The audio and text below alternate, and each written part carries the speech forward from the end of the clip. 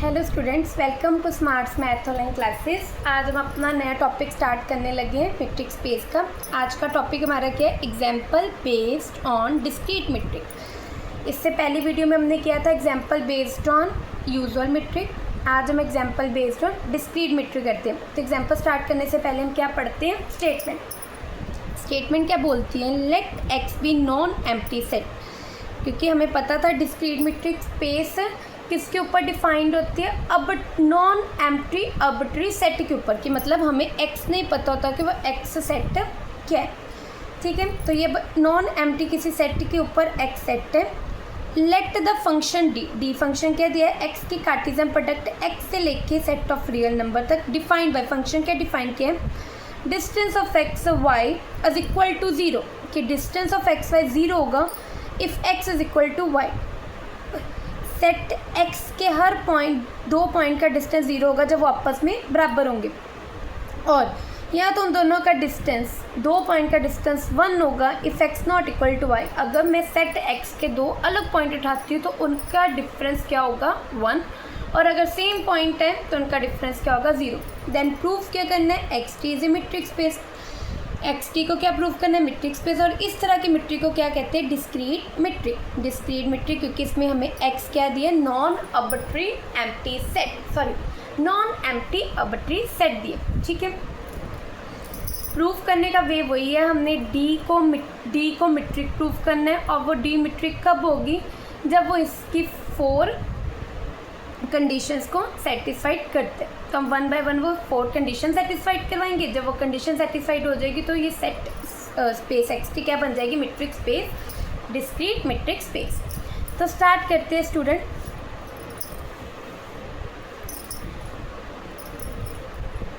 Proof start करते हैं।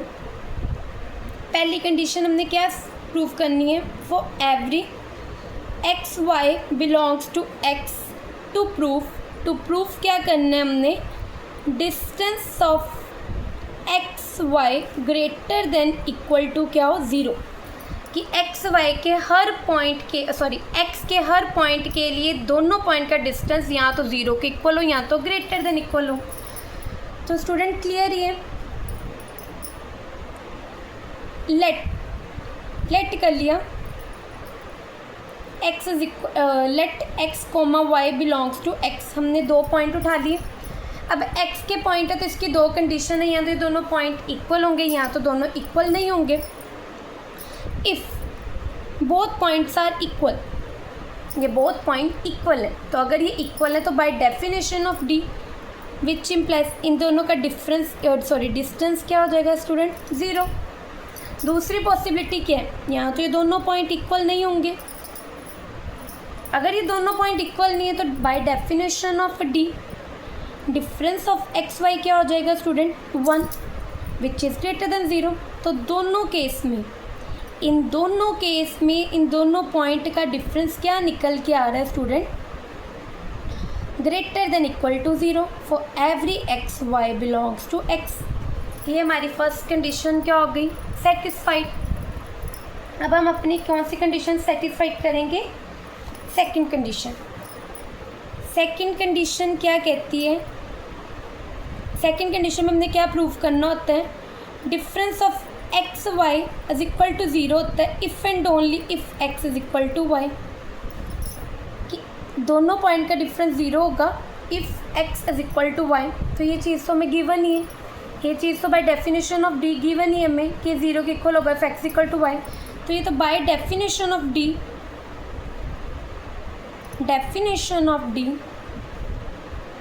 it is proved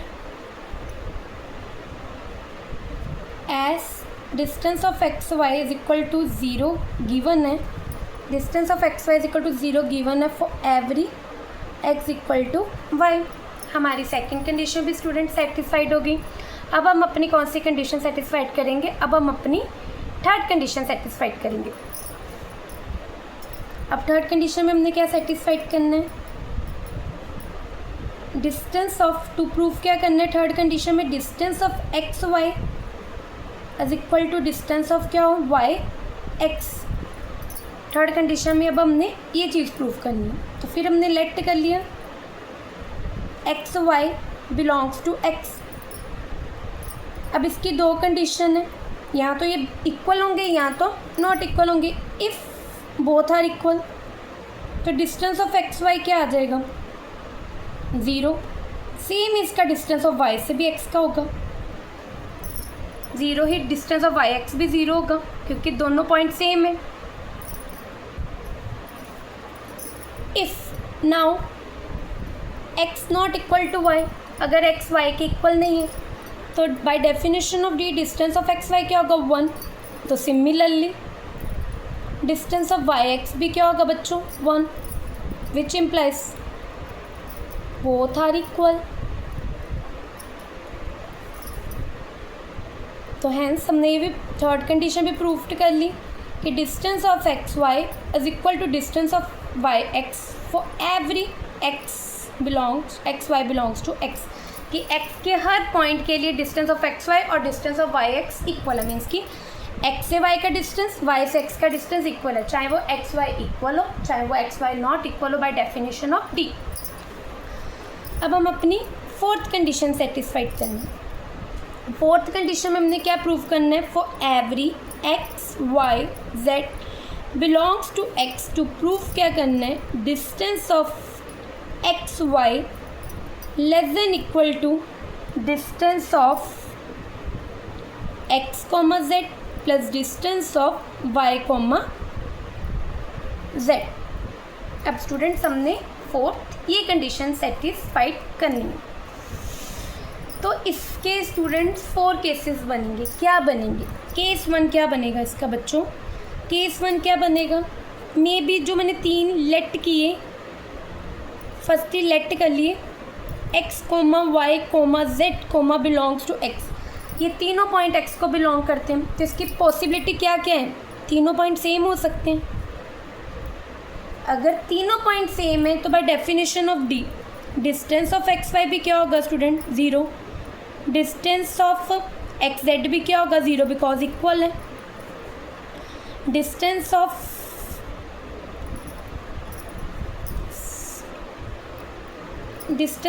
Z Y भी क्या होगा स्टूडेंट, 0।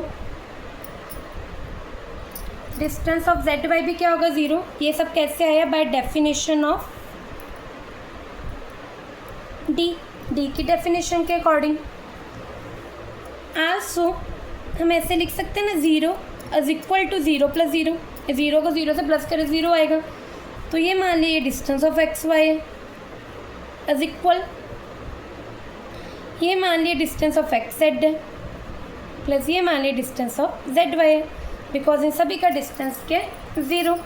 अब केस 2 क्या बनेगा, केस 2 क्या बनेगा student, may B X not equal to Y not equal to Z, तीनों पॉइंट इक्वल नहीं है, तीनों पॉइंट इक्वल नहीं है। मीन्स कि ना एक्स वाई के बराबर है, ना वाई जेड के बराबर है, ना एक्स जेड के बराबर है। तो अगर तीनों बराबर नहीं है तो बाय डेफिनेशन ऑफ डी जब पॉइंट सेम नहीं है तो डिस्टेंस ईच दो पॉइंट का क्या आ रहा है, 1 के इक्वल आ रहा है। इसका मतलब एक्स वाई का डिस्टेंस भी बच्चों क्या होगा, 1। Similarly distance of X Z भी क्या होगा बच्चों, 1, और डिस्टेंस ऑफ जेड वाई भी क्या होगा, 1। Also 1 less than equal to 1 + 1 होते हैं, क्योंकि 1 + 1 क्या बनना है। और ये तीनों चीज़ें बच्चों कैसे आई, बाय डेफिनेशन ऑफ डी, क्योंकि इसको प्लस करके क्या बनना है, 2, और 1 2 से छोटा होता है। तो ये 1 मान लिया हमने, डिस्टेंस ऑफ क्या है, एक्स वाई, लेस देन ये वाला 1 distance of X Z plus ये वाला 1 डिस्टेंस ऑफ जेड वाई। तो आंसर आ गया distance of X Y less than equal to distance of X Z plus distance of Z Y. अभी हमारे 2 case हुए। अब केस 3 क्या बनेगा,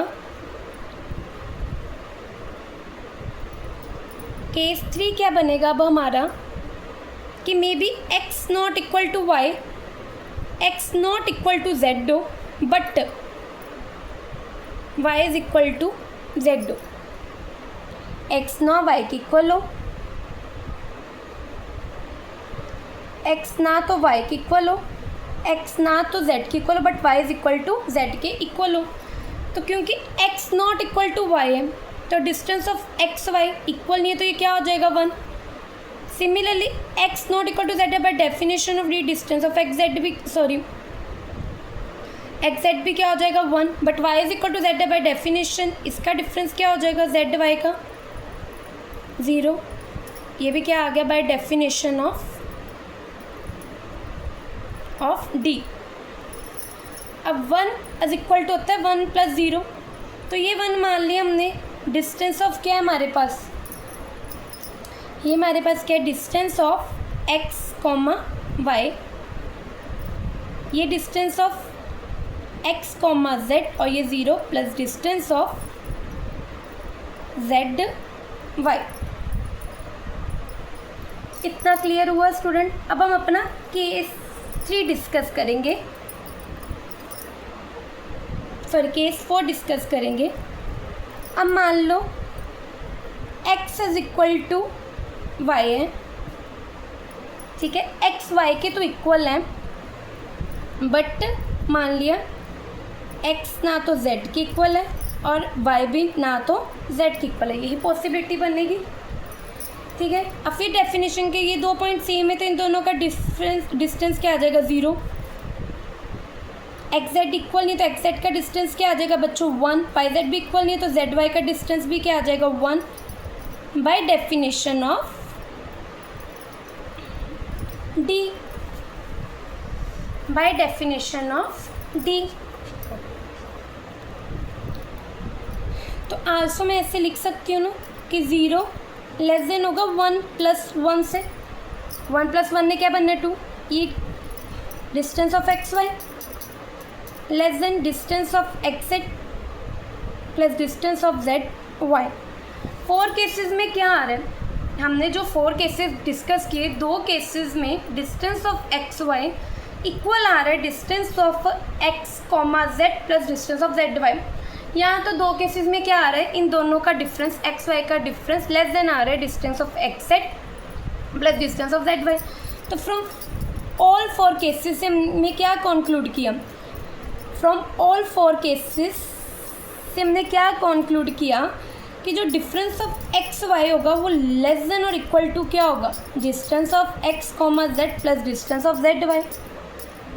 हमारी 4 की 4 कंडीशन सेटिस्फाइड होगी मेट्रिक को प्रूव करने की, तो which implies D is metric on X, D metric हो गया एक्स, इसका मतलब विच इम्प्लाइज एक्स की क्या बनाएंगे मेट्रिक स्पेस, एक्स की क्या बनाएंगे मेट्रिक स्पेस, और कौन सी मेट्रिक बनाएंगे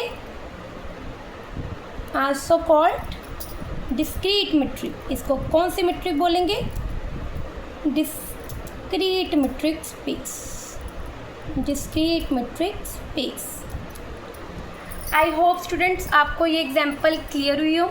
अगर आपको इस एग्जाम्पल से रिलेटेड या इससे पहले जितनी भी मैंने वीडियोस अपलोड किए उससे रिलेटेड कोई भी प्रॉब्लम है या मैथमेटिक की कोई भी प्रॉब्लम है, तो आप मेरे को प्लीज़ कमेंट करके बताइए, मैं उसके ऊपर सोल्यूशन निकाल के आप वीडियो बनाकर ज़रूर अपलोड करूँगी। तो students thank you, please like share and subscribe my channel, please more and more subscribe students, thank you so much.